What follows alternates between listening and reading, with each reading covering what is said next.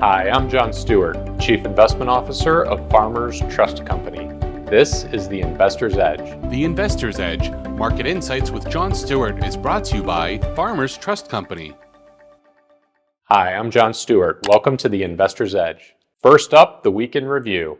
Job market softness fuels rate cut hopes. Well, there hasn't been a tremendous amount of job creation lately, with just an average of 58,000 payroll additions per month over the last 6 months. That compares to an average of 160,000 a month in the prior 6-month period.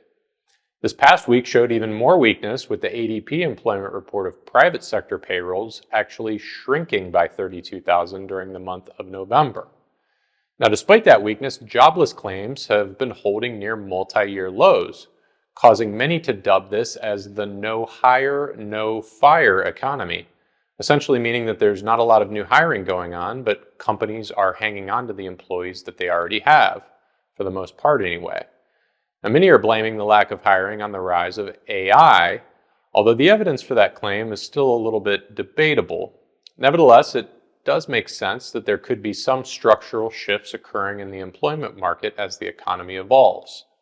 Either way, the market's getting more excited that another rate cut is on the way due to softness in the labor market. Stock market should be careful what it wishes for, however, if this becomes a harbinger of economic weakness ahead. For this week's featured insight, ignore short-term price swings. If you're a long-term investor, you shouldn't be focused on what market prices are doing on a daily basis. It might be fun to watch, but the market is going to test your emotional intelligence, and it's going to get you to make bad decisions time and again if you give in to your emotions. It's much more important to have a disciplined strategy and investment plan that you stick to regardless of what the market is doing. Now, if you can't stomach the volatility, that's okay.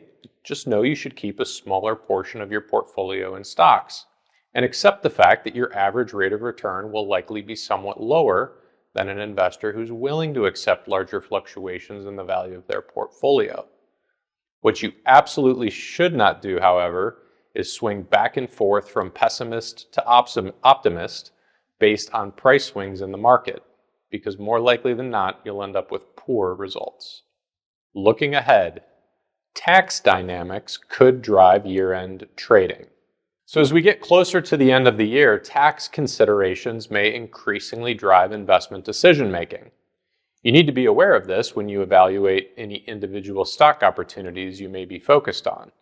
Given that investors are looking to harvest losses and avoid taking gains this late into the year, it could cause stocks that have underperformed to experience even more selling pressure as investors harvest their tax losses, while the outperformers could continue to rise due to a relative lack of selling pressure. Keep in mind, however, this dynamic could quickly flip come January, with the biggest winners in 2025 seeing immediate selling pressure, while oversold losers may experience a bounce. Once again, I'm John Stewart. Thank you for watching The Investor's Edge.